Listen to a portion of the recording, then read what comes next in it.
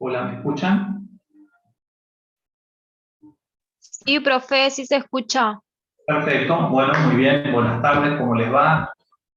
Vamos a empezar entonces la clase. Veo que somos muy poquitos hoy. Bueno,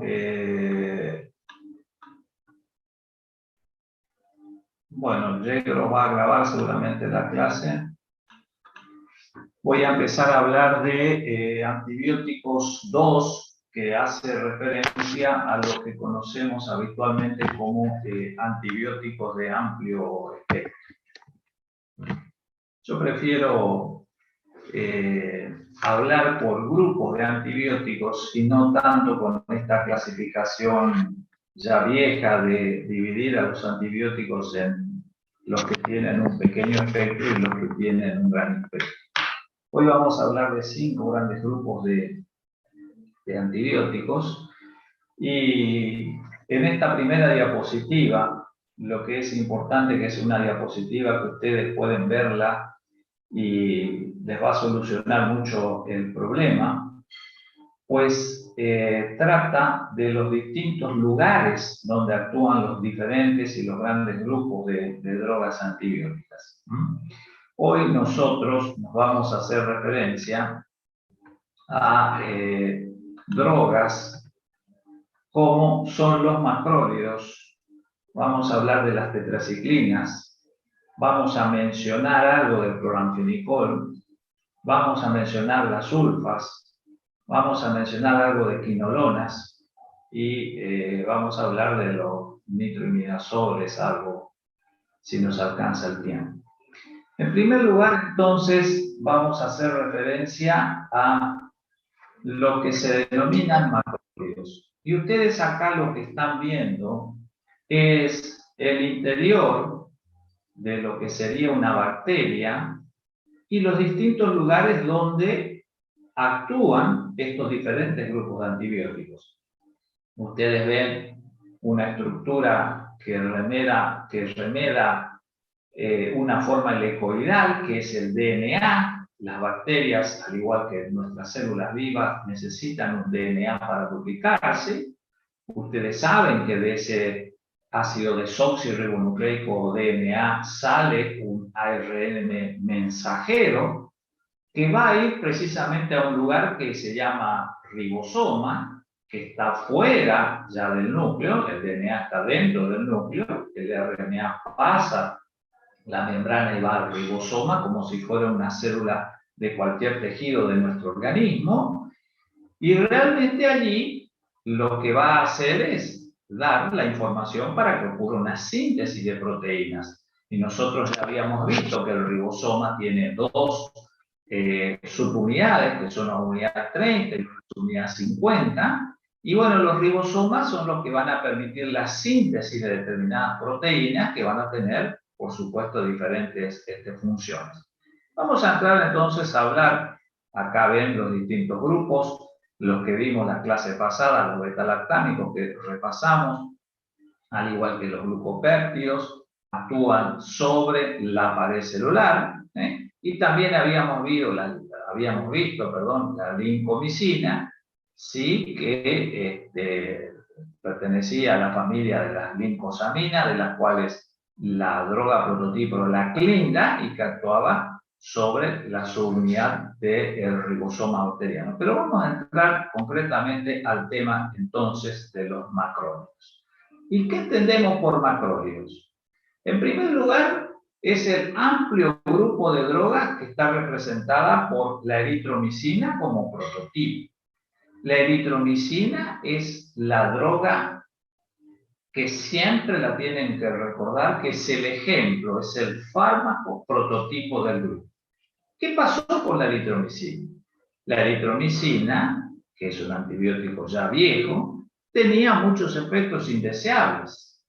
Y dentro de los efectos indeseables, fundamentalmente eran los del tubo digestivo.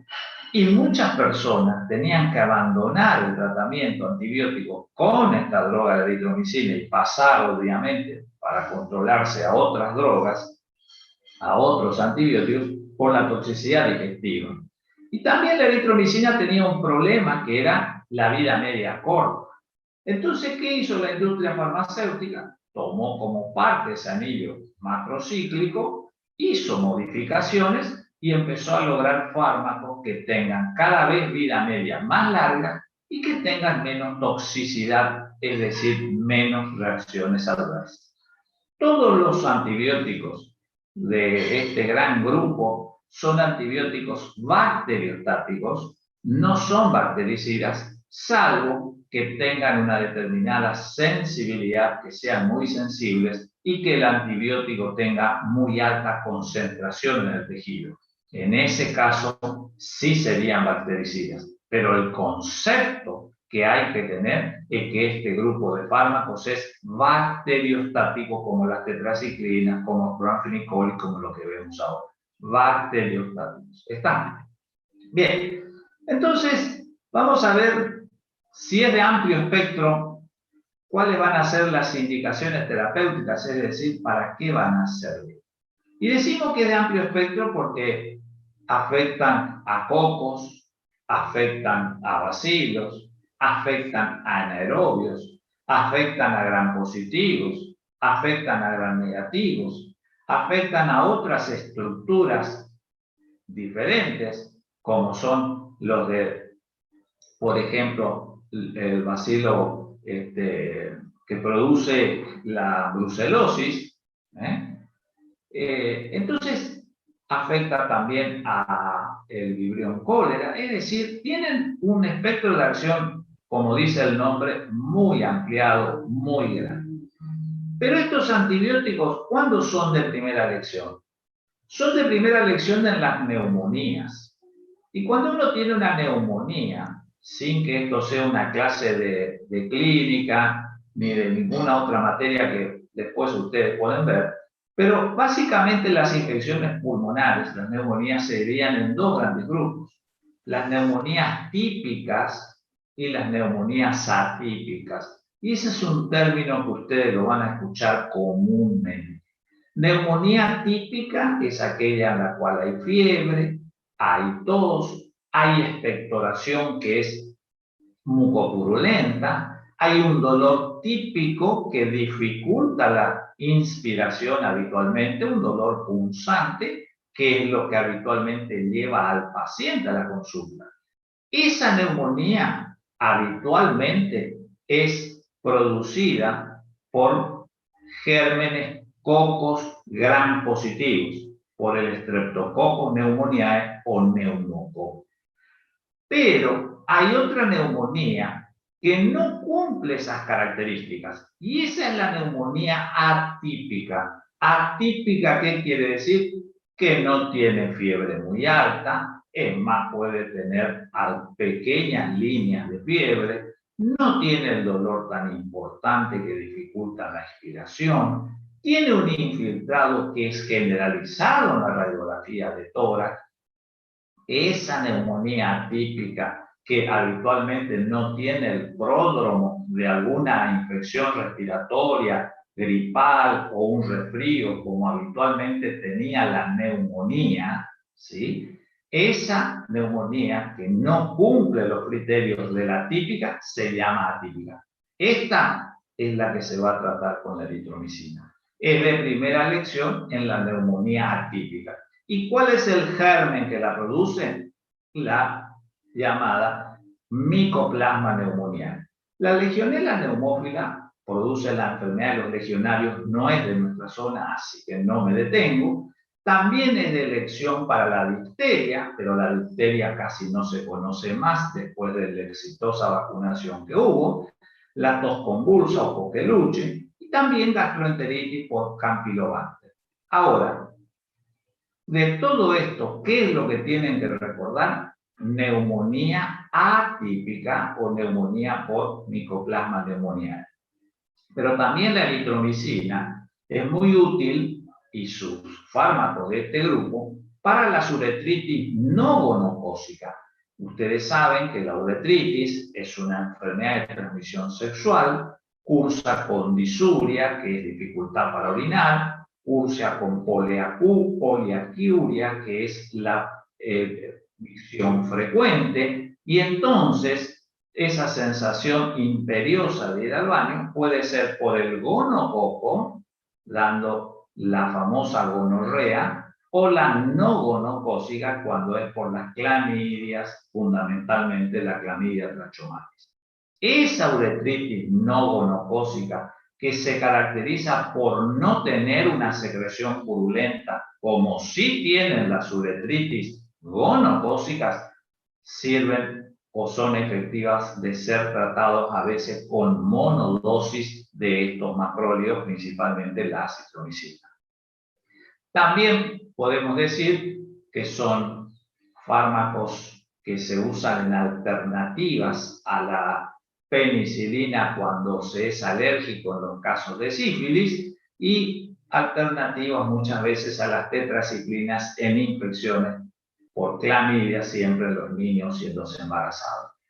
¿Cuál es la conclusión de la diapositiva? Que se usan las neumonías atípicas de elección, que es lo que se va, lo que es el uso más común que tiene hoy en día, y por supuesto las uretritis, que son no gonocócicas y como alternativas al desarrollo de la penicilina. ¿Cómo se van a clasificar estos fármacos? Se clasifican teniendo en cuenta su estructura. Entonces se mira si su estructura tiene 14 átomos o 15 o 16 átomos. La droga prototipo del primer grupo, cuando tenemos macrólidos de 14 átomos, son la eritromicina, la roxitromicina, la claritromicina y la telitromicina.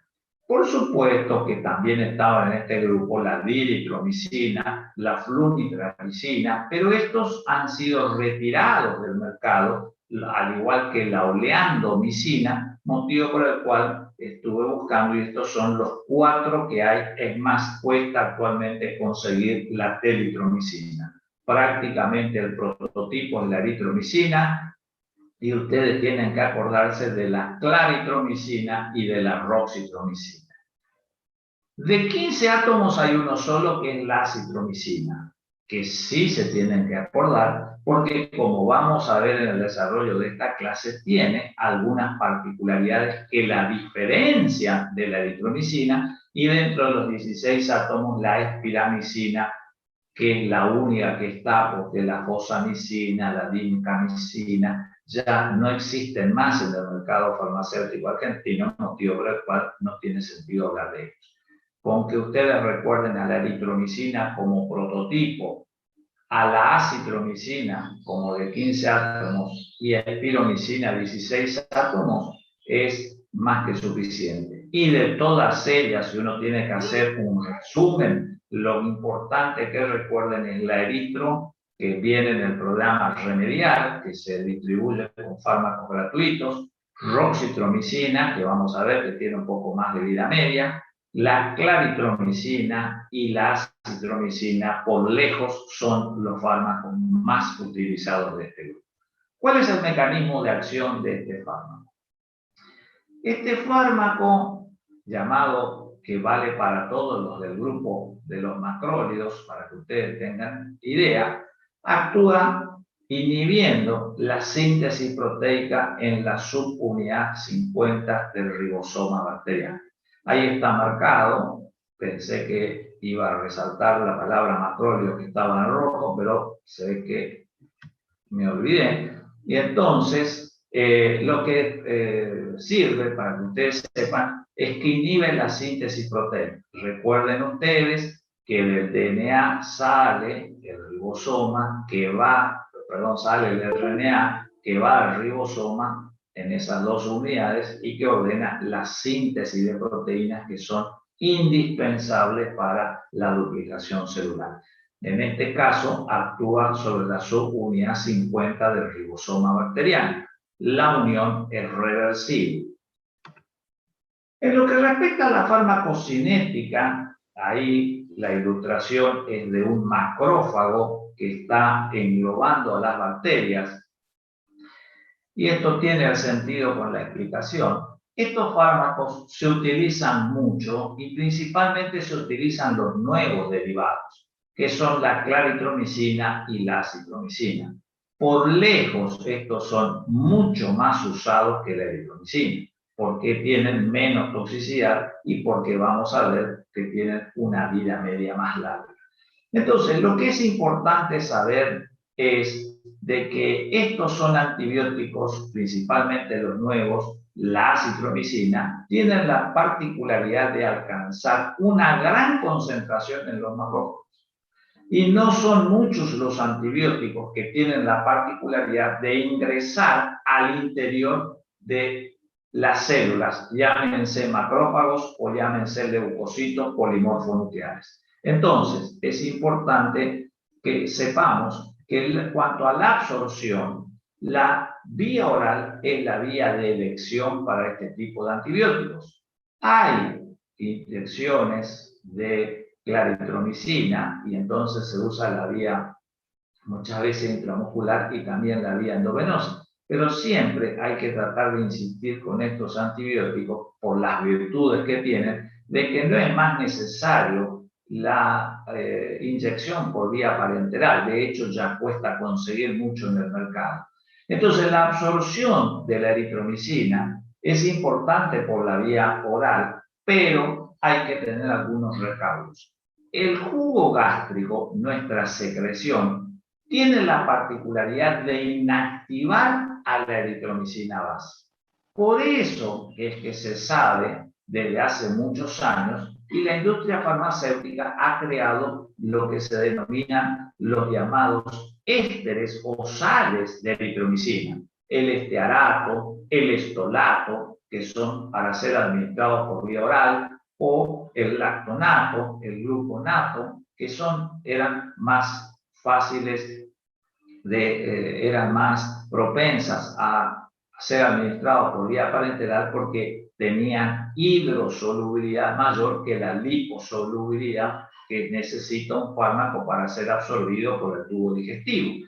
Entonces, la industria farmacéutica creó esas sales, por eso ustedes toman un comprimido de eritromicina y van a ver que dice estearato de eritromicina, ¿sí? Lactobionato de eritromicina, son las sales que favorecen la absorción.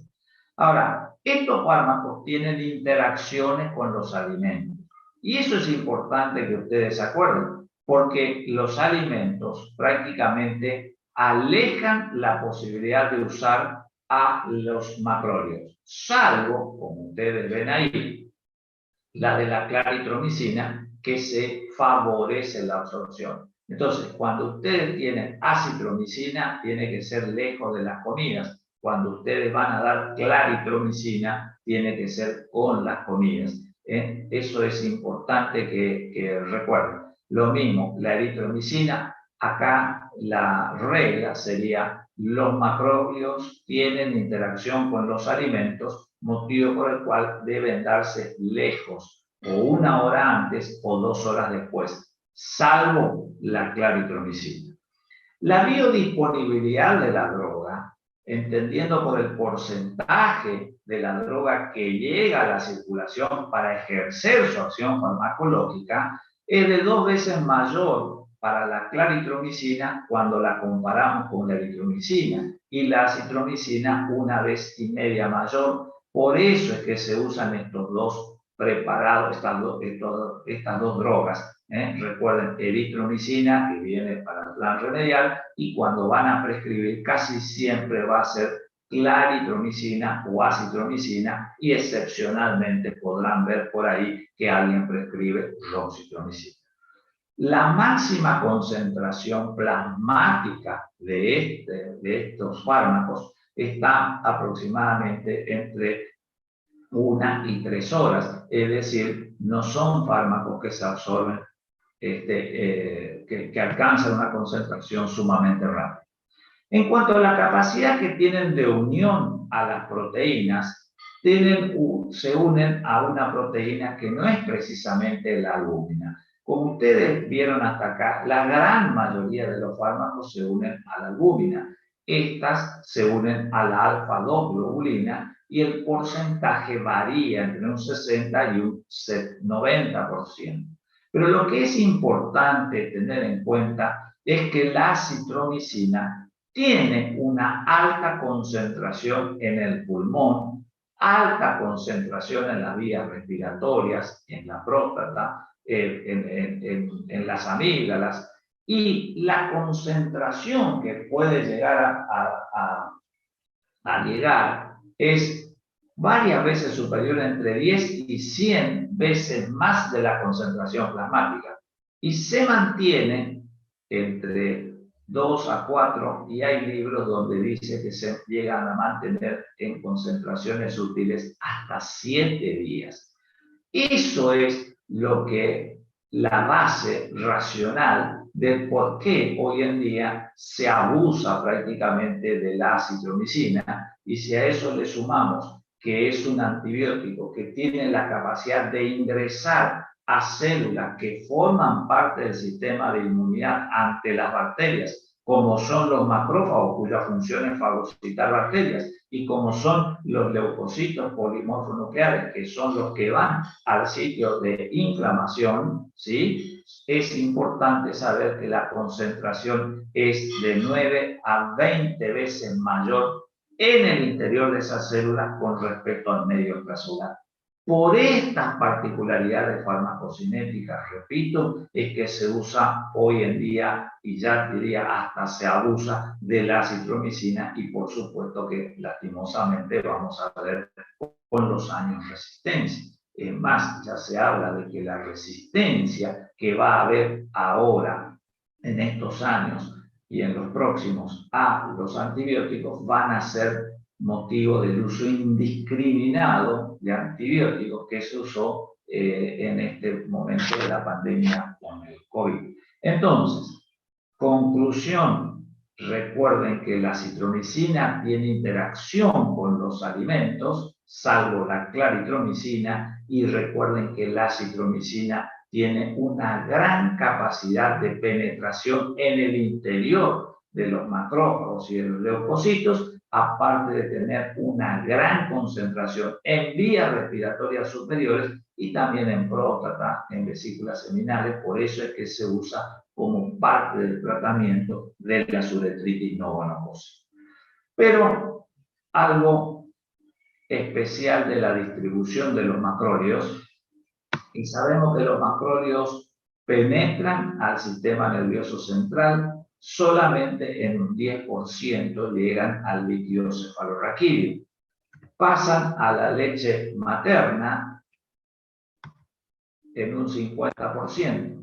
Y esto tiene importancia porque cuando el antibiótico pasa, habitualmente cambia el gusto de la leche y también puede alterar la flora del lactante, motivo por el cual puede tener a veces alteraciones de índole gastrointestinal ese lactante. Y llega a la placenta, pasando la barrera placentaria, tan solo en un 2% de los casos. En lo que respecta al metabolismo de cómo o qué ocurre con los macrólidos, nosotros sabemos que actúa teniendo un metabolismo hepático por un citocromo, que es el citocromo 3A4. La eritromicina concentra muy bien en el hígado y sufre un proceso de desmetilación. Y su eliminación es principalmente por la vía biliar y por la vía renal en muy pequeña proporción, excepto la claritromicina, que es principalmente una vía renal. Es importante este concepto, sí, porque eso va a explicar por qué en más de 10 días de tratamientos muchas veces tenemos que monitorear las enzimas hepáticas y por qué se han descrito casos de hepatotoxicidad, porque es fundamentalmente de excreción biliar. Acá vemos un poco la vida media y vemos lo que les había manifestado fundamentalmente al principio.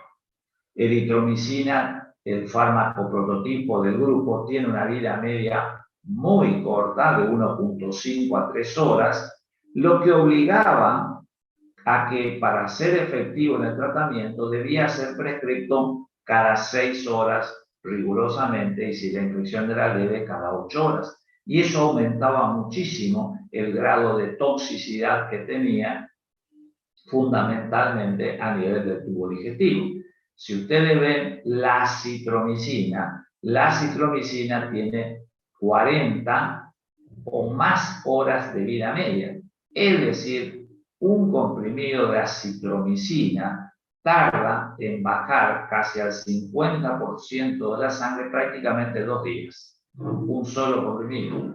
Por eso es que la acitromicina se usa como monodosis, dando un comprimido, habitualmente de 500 miligramos por día, por 3 días o por 5 días. Hay presentaciones de acitromicina hoy en día que son de 6 días, y prácticamente 6 días o 5 días de acitromicina equivaldrían a una duración con amoxicilina o con cualquier otro antibiótico del grupo de los beta-lactámicos como 10 días de tratamiento. Por eso es que se utiliza como monodosis, ¿sí? Y se utiliza un comprimido por día. Si se equivocan y se dan más, obviamente la toxicidad hepática se va a hacer presente. Pero recuerden que la acitromicina es la que tiene una vida media muy larga. La dilitromicina se me escapó ahí, pero ya no está en el mercado, así que no la tengan en cuenta. Y la claritromicina, que es otro de los más nuevos y que se utiliza mucho, sí, es un antibiótico que tiene una vida media más corta, llegando a las 7 horas de vida media. Normalmente se piensa que la acitromicina es muy útil para concentrar porque concentra muy bien en el pulmón, motivo por el cual es útil en las neumonías. Mientras que la claritromicina no tiene la misma capacidad de concentración que la acitromicina en el pulmón, pero es sumamente útil para las infecciones respiratorias superiores. La roxitromicina es la que tiene una vida media de 13 horas. Por eso es que la diferencia estaba en que la eritromicina debía ser prescrita cada 6 horas, la claritromicina ya fue prescrita cada 8, cada 12 horas, la roxitromicina fue prescrita inicialmente ya cada 12 horas como fármaco más nuevo, y la acitromicina es la que se utiliza una vez por día fundamentalmente. Esa es la importancia que tiene. ¿Estos fármacos tienen interacción? Sí. Si un fármaco se metaboliza por los citocromos en forma importante por el sistema microsomal hepático, tiene interacción medicamentosa. Y esa interacción medicamentosa puede ser elevada, puede ser baja o prácticamente sin interacción. Interacción elevada es el caso de la eritromicina, que es el prototipo. Ahora, interacción baja es la claritromicina, la roxitromicina y la telitromicina. La telitromicina, que en realidad es teniendo en cuenta su fórmula química, es más un cetólido que un macrólido, pero eso no nos interesa mucho a nosotros. Ya no, prácticamente cuesta mucho conseguir telitromicina.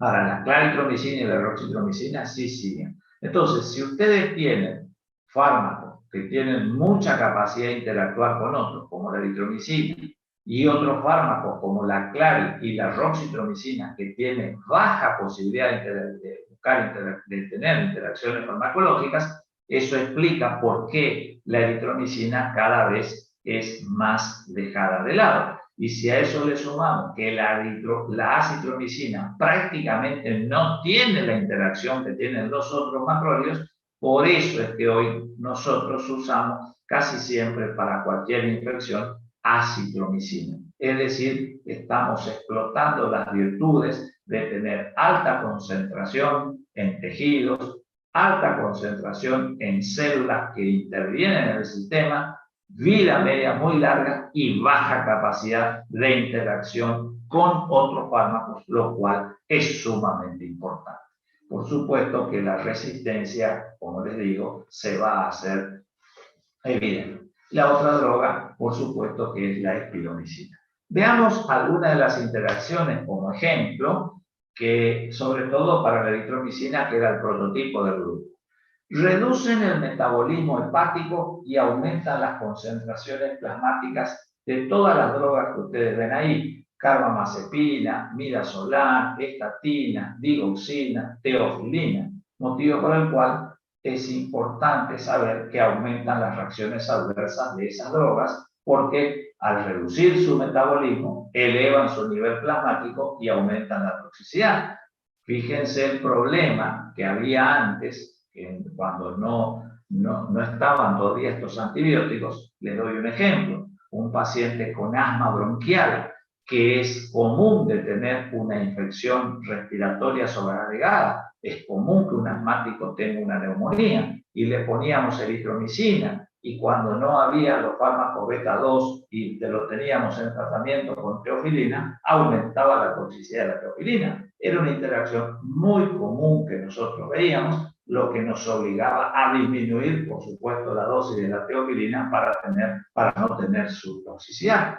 Imagínense lo que es con una insuficiencia cardíaca. Entonces, que está en tratamiento con digoxina, aumenta los niveles de digoxina, produce bloqueo en el nódulo auriculoventricular, produce bradicardia, después produce un bloqueo, y si no nos dimos cuenta, terminó con la muerte del paciente. Entonces, esto explica por qué hoy en día ya casi no usamos la eritromicina y preferimos la acitromicina, que nos prácticamente limpia de tener posibilidades de interacción con estos fármacos. Fármacos como la rifampicina, que es el ejemplo de un inductor enzimático, ¿sí? Disminuye los niveles serios de macróleo. En ese caso teníamos que aumentar la cantidad de dosis para tener un efecto terapéutico, ¿sí? Esto a veces no se traduce tanto en la práctica clínica, porque la rifampicina prácticamente hoy en día tiene, ya lo vimos en la clase pasada, pero repasamos prácticamente 3 indicaciones, no son más: en la tuberculosis, en la lepra, que lo vemos en la próxima clase, y también para cuando uno tiene un estafilococo aureus, y entonces es un segundo fármaco agregado a otro para el tratamiento del estafilococo aureus. Pero si no, prácticamente uno tampoco usa la rifampicina. Entonces, es para que ustedes tengan como idea. Y también es importante que sepan que el cloranfenicol y la lincosamina, en realidad es clindamicina, la única lincosamina que hay. La otra dijimos que era era la lincomicina, pero esa no hay. Entonces sería cloranfenicol y clindamicina antagonizan los efectos de los macrólidos. ¿Por qué? Porque actúan en el mismo lugar. Vamos a ver que actúan sobre la Sumia 50 del ribosoma bacteriano, entonces compiten entre ellos y por eso antagonizan los efectos. Recuerden que el cloranfenicol, que felizmente, como lo vamos a ver dentro de un rato, ya no hay más prácticamente. La clindamicina se usa muy poco para los anaerobios y solamente para el estafilococo, antagonizaban los efectos de los macrólidos, ¿sí? Acá vemos de esto, porque son muy usados, les puse algunas presentaciones comerciales, no les pongo de todo porque es imposible, porque son muchos, pero para que ustedes tengan una idea, 16 comprimidos de litro de 500, lo van a encontrar porque tienen muchísimos nombres comerciales, entre 800 y 1.200 pesos, pero van a ver que una claritromicina de 500 miligramos ya sale de 1.800 a 2.000 pesos, lo cual 16 comprimidos. Recuerden que es importante que ustedes sepan la duración del tratamiento, porque yo le pongo acá 2.000 pesos una caja, pero ¿cuánto sirve? 16 comprimidos, ¿sí? Son 2 por día, sirve para una semana de tratamiento. Y si yo tengo que tratar una infección seria de 10 a 14 días, obviamente que es bastante oneroso. Y la claritromicina también viene para ser administrada por vía parenteral en frascos, ¿sí? De 1 gramo, que salen también más o menos 2.000 pesos. Y la acitromicina hoy en día se han abaratado mucho. La acitromicina era caro, hice un promedio porque hay un montón de nombres comerciales y está alrededor de 1.000 pesos el comprimido.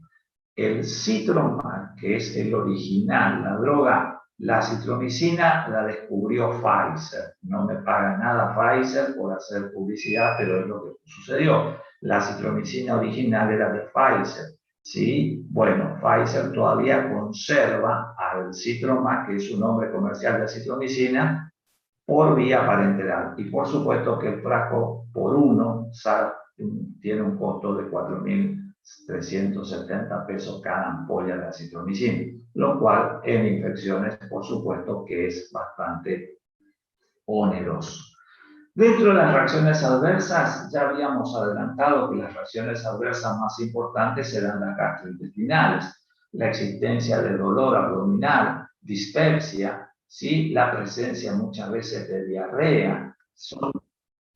Con estas drogas están descritas la participación de pancreatitis, las náuseas y los vómitos eran las infecciones sumamente más frecuentes. Entre un 10 y un 20% de los pacientes, ¿sí? Pueden tener, dependiendo de qué tipo de macrólido tengan. Por supuesto que las reacciones cutáneas con el prurito, el RAS, la urticaria, es una reacción sumamente importante que siempre la deben tener en cuenta.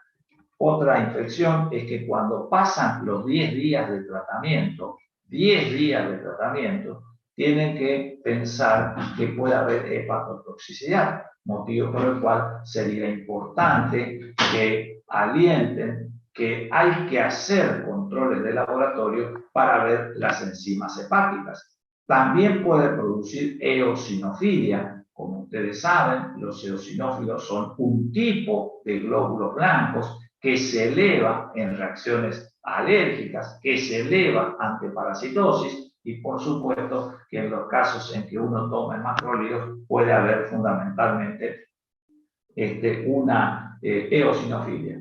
Y también tienen que recordar que muchos antibióticos pueden producir fiebre. Y esto es un elemento importante que uno lo tiene que tener en cuenta. Uno usa un antibiótico porque uno tiene una infección y habitualmente como síntoma de una infección hay fiebre. Pero hay que recordar que los antibióticos a veces como reacciones adversas producen fiebre, motivo por el cual siempre tomen la temperatura. Y la diferencia va a estar en que la suspensión del antibiótico va a hacer desaparecer la temperatura. Claro está que el médico tratante va a cotejar un montón de otros síntomas que básicamente nos hará pensar si la fiebre es por el antibiótico o por la infección.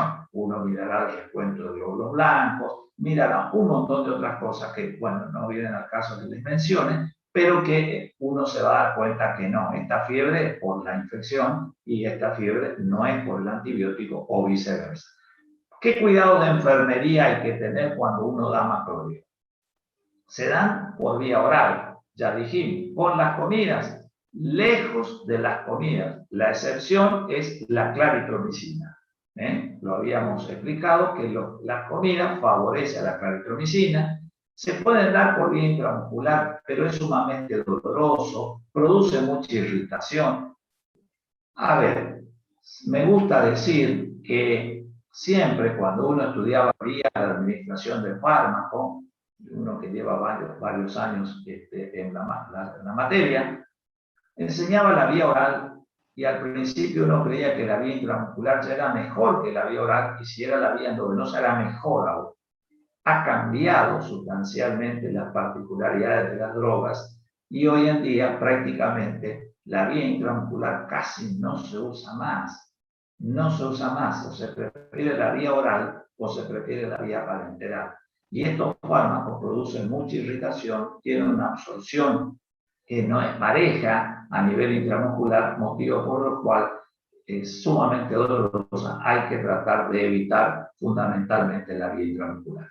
Siempre que la den por vía endovenosa, siempre tiene que ser diluido. ¿Por qué? Porque produce mucha tromboflebitis, motivo por el cual siempre hay que revisar los accesos periféricos de la vía venosa. Y recuerden que cuando uno tiene flebitis, también tiene fiebre, motivo por el cual siempre la fiebre es importante en el paciente infectado. Entonces, los test de función hepática, en todos aquellos casos en el que el tratamiento va a ser más largo y es mayor a 10 días, puede producir hepatotoxicidad porque eleva las transaminasas hepáticas, puede elevar la bilirrubina y puede dar ictericia. Esto yo tuve ocasión de verlo con la eritromicina, con acitromicina, claritromicina y roxitromicina, que uno la usó con el tiempo, prácticamente esto no está, pero en los libros figura. Y recuerden que hay interacciones. Por eso usamos la acitromicina, que prácticamente no tiene interacciones, y si no podemos usar la acitromicina, usaremos la clindamicina o la roxitromicina, y bueno, si no podemos usar esas, no nos quedará otra que la eritromicina. Pero las interacciones fundamentalmente ocurren con la eritromicina base, que era la vieja pantomicina. Bueno, ustedes son jóvenes, no van a recordar eso. Nosotros cuando éramos chicos, bueno, era la pantomicina lo que nos curaba las infecciones. Y por supuesto, recuerden que las náuseas y los vómitos son las manifestaciones más frecuentes, son muchas veces causa de abandono de medicación y por supuesto que, como les vine explicando, el control de la temperatura es fundamental para que uno tenga en cuenta esto. Bueno, esto es de macrólidos. Ahora vamos a seguir con tetraciclinas. Las tetraciclinas.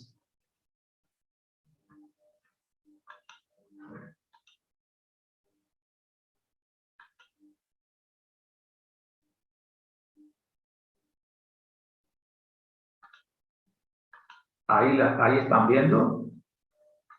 Sí, profe. Perfecto. Sí, Entonces, profesor. muy bien. Vamos a ver entonces tetraciclinas. Vamos a seguir con las tetraciclinas y vamos a ver que las tetraciclinas también son un grupo de antibióticos amplio espectro. Acá vamos a ver un poquito. Ahí está, entonces las tetraciclinas. Vemos exactamente la misma imagen anterior, simplemente para remarcar dónde actúan las tetraciclinas. Actúan sobre las unidades 30 del ribosoma, no sobre las unidades 50, sobre las unidades 30 del ribosoma. De vuelta al mismo esquema para que ustedes aprendan. Este esquema salva finales, salva parciales, salva conocimiento en el hospital. Entonces me gustó, me pareció práctico, esquemático, el DNA, donde van a actuar algunas células, y la tetraciclina sobre las unidades 30 del ribosoma bacteriano. ¿Sí? Bueno, muy bien. Entonces, ¿qué vamos a decir de las tetraciclinas? Las tetraciclinas son uno de los grupos de antibióticos más antiguos. A mí me gusta un poco por ahí comentarles la historia de algo, porque uno tiene una idea desde cuándo empieza todo esto. Pero esto empezó más o menos en 1930, casi un poquito antes de fines del 30, de que se descubriera la penicilina. Eran los antibióticos que había, ¿sí? ¿Por qué se llama tetraciclina? Bueno, por su fórmula química, tenían un anillo tetracíclico, y el mecanismo de acción que tienen y el espectro es prácticamente el mismo que los otros, y son bacteriostáticos. La clase anterior vimos penicilina, vimos rifampicina, vimos aminoglucósidos, vimos vancomicina, casi todos eran, salvo la Rifam, eran bactericidas. Acá vamos todo lo que son bacteriostáticos. Entonces, es importante que ustedes recuerden. ¿Cómo se van a clasificar? Esta clasificación es útil porque tiene relación con la farmacocinética, como vamos a ver bien. Se puede clasificar en los que tienen una acción corta, como el caso de la tetraciclina, clortetraciclina y oxitetraciclina. La tetraciclina típica. Cada vez se usa menos todo este grupo de fármacos, salvo algunos. La acción intermedia es la demeclociclina, ¿sí? Que es muy importante para el tratamiento en algunos casos de acné, ojo con la toxicidad que vamos a ver, y lo de acción larga, la doxiciclina y la minoxiclina. Pasa algo semejante a lo que pasaba con los macrólidos. Doxiciclina y minocyclina son por lejos los más utilizados en la actualidad. Y también se usan fundamentalmente por la virtud que tienen de ser efectivos frente al Staphylococcus aureus. ¿Cuál es el espectro antibacteriano? Acá le dice para que ustedes vean bien por qué se llama a veces de amplio espectro.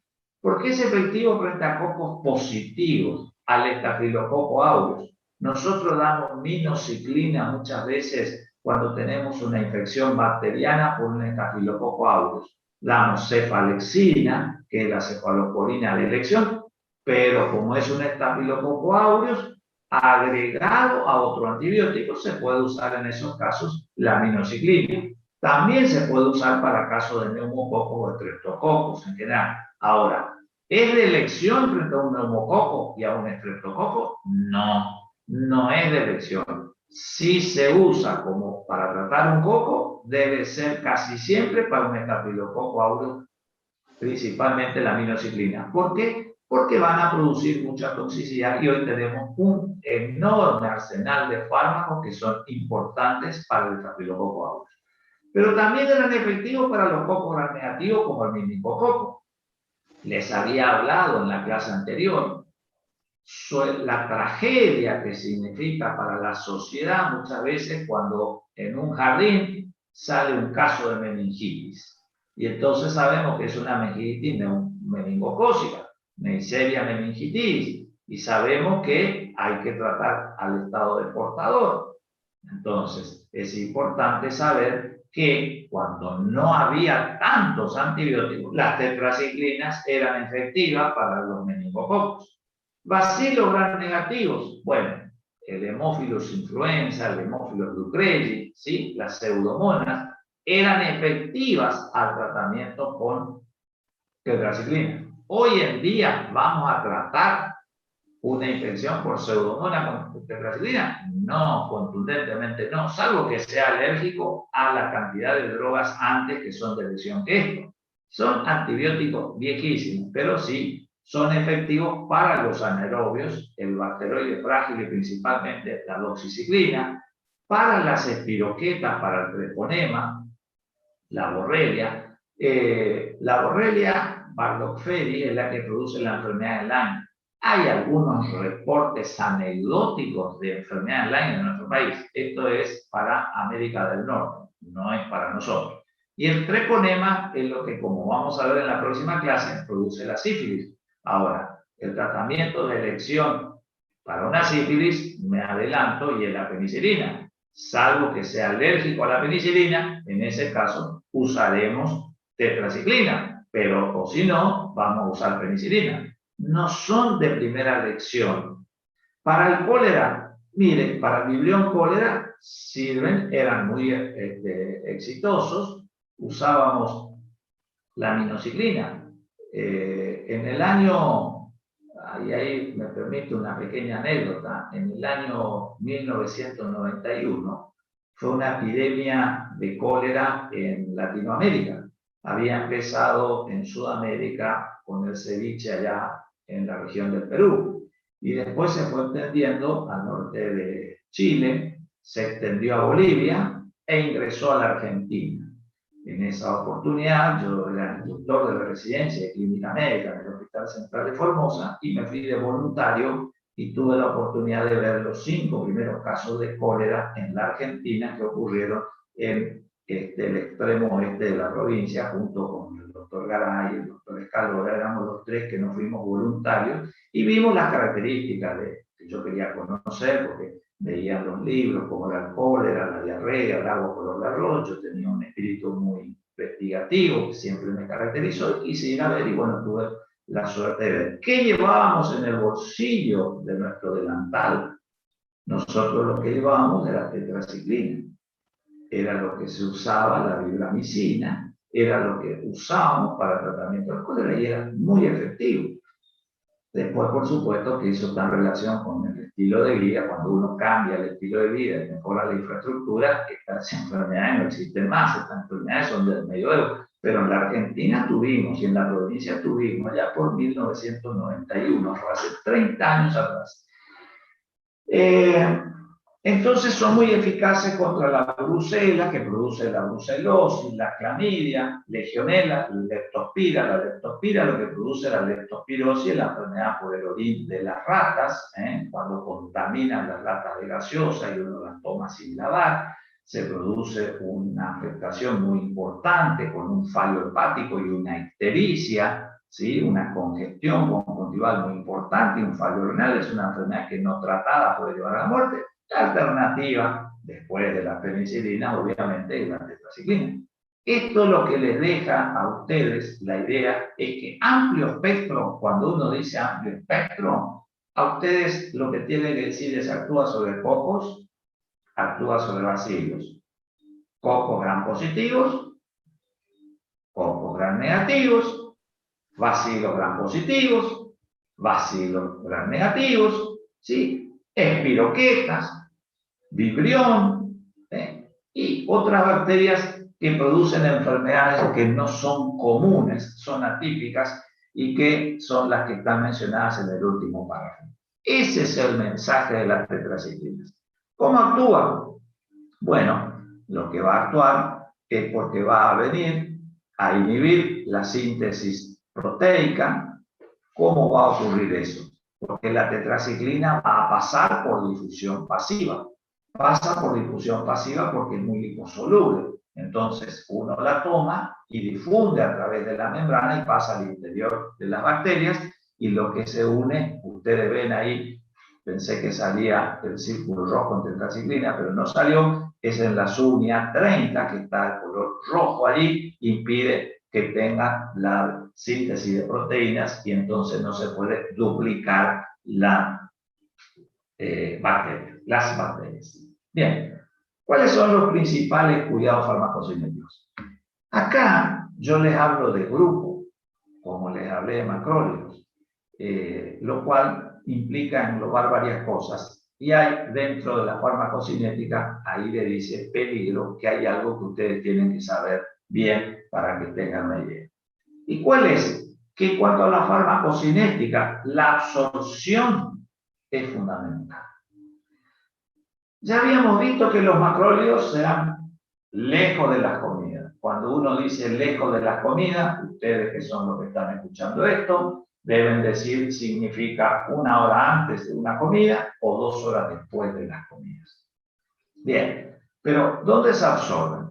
Se absorben en el duodeno, en la primera porción del duodeno, entre un 30 y un 70%. Ahora, las de acción prolongada, que son la doxiquinamino, alcanzan un porcentaje mayor y tienen interacciones con los alimentos y con los cationes. ¿Qué cationes? Calcio, magnesio, aluminio, hierro, manganeso, zinc. ¿Y qué cationes son esos?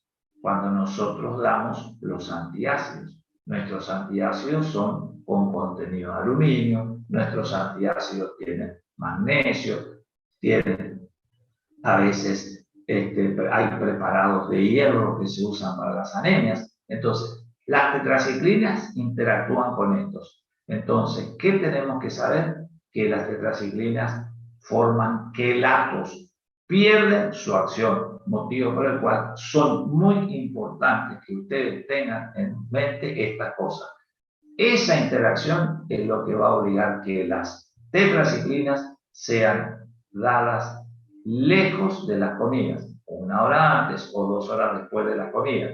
Si uno toma un comprimido, ahora que está de moda para la inmunidad, el zinc, el selenio y los complejos vitamínicos, y tiene que tomar antibióticos, lejos de esos preparados. Si uno tiene una anemia y está tomando sulfato feroz, fumarato ferroso, cualquiera de ellos, ¿qué tiene que hacer? Lejos de ese comprimido. Motivo por el cual realmente no son, como ustedes ven, los nuevos fármacos que vimos en la clase pasada, que se pueden dar con o sin las comidas, que no tienen interacciones. Estos sí tienen interacciones.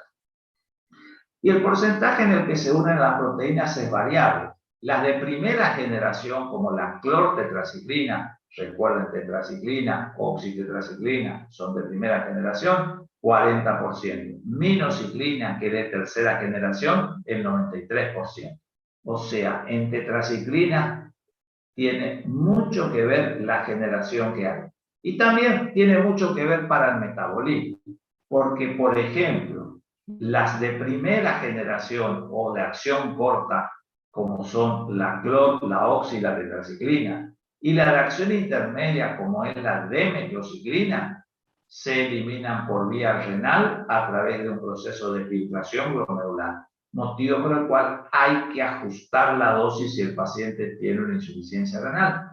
Mientras que si es una de acción prolongada, como la minociclina y la doxiciclina, se metabolizan en el hígado, no en el riñón. Y se metabolizan con el ácido glucurónico en un 50% y tienen una excreción biliofecal con circulación enteropática.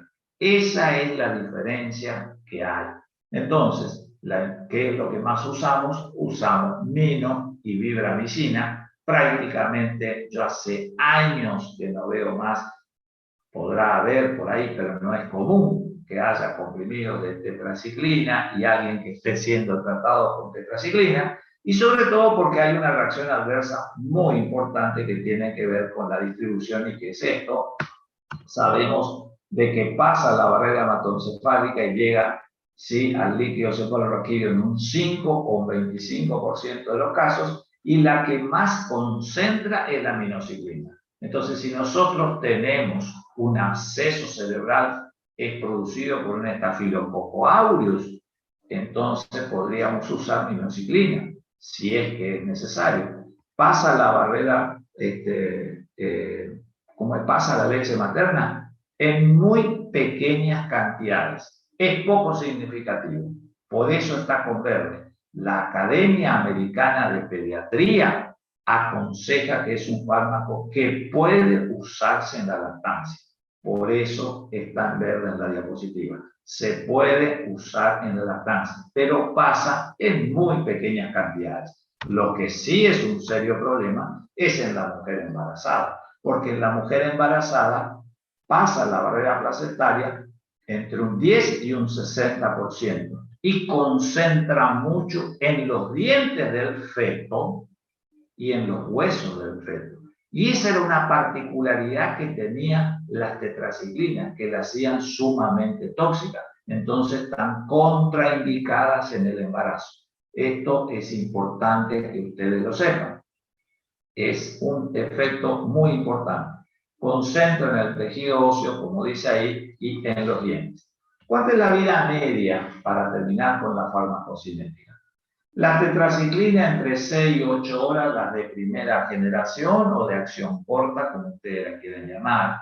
La de acción intermedia, la de metrociclina, 12 horas. Es la que se suele usar de vez en cuando por algún dermatólogo en el tratamiento del acné. Recuerden que el acné es una enfermedad crónica, es una enfermedad evolutiva que va a tener un transcurso, unos buenos años de la vida, y hay que hacer un monitoreo porque esta droga no es inocua. Y la doxiciclina y la minociclina tienen una vida media más larga de 18 horas.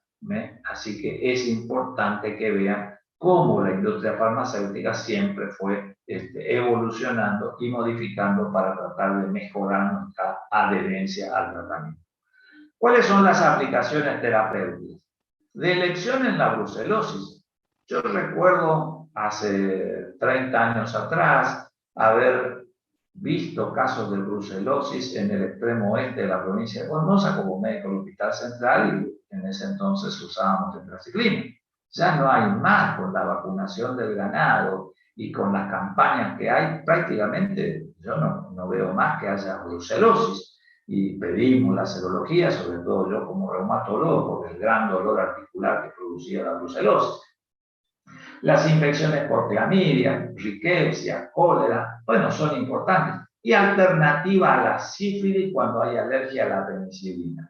Prácticamente esto está quedando cada vez con un menor uso, y les tengo que decir, de todo esto que está ahí, prácticamente se usará la de vida media larga, la mino para minociclina, me refiero, como acompañante, digamos, de otro fármaco en el tratamiento de estafilococos o como alternativas en algún caso de sífilis por alergia a la penicilina. Las otras enfermedades son sumamente excepcionales. De vez en cuando podrán verlas. Las reacciones adversas, los síntomas